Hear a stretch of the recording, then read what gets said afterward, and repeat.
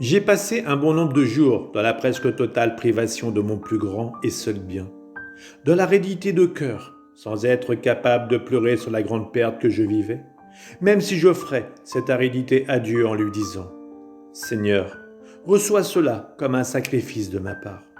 Toi seul peux ramollir mon cœur si dur. » Finalement, après une longue période de souffrance, ma chère maman reine vint, portant sur son sein l'enfant céleste, tout tremblant et enveloppé d'un vêtement de toile.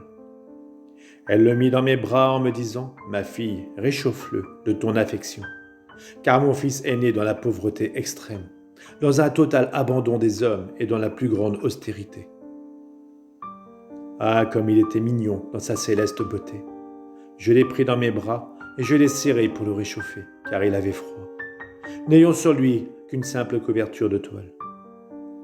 Après que je l'eus réchauffé autant que je le pouvais, ouvrant ses lèvres pourpres, mon tendre petit bébé me dit « Me promets-tu d'être toujours une victime par amour pour moi, comme je le suis par amour pour toi ?»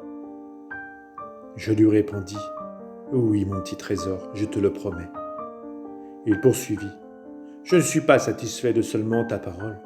Je veux un serment et une signature avec ton sang. » Alors je lui dis « Si l'obéissance le veut, je le ferai. » Il sembla tout content et poursuivit « À partir du moment de ma naissance, mon cœur a toujours été offert en sacrifice pour glorifier le Père, pour la conversion des pécheurs et pour les personnes qui m'entouraient et qui étaient mes plus fidèles compagnons dans mes douleurs.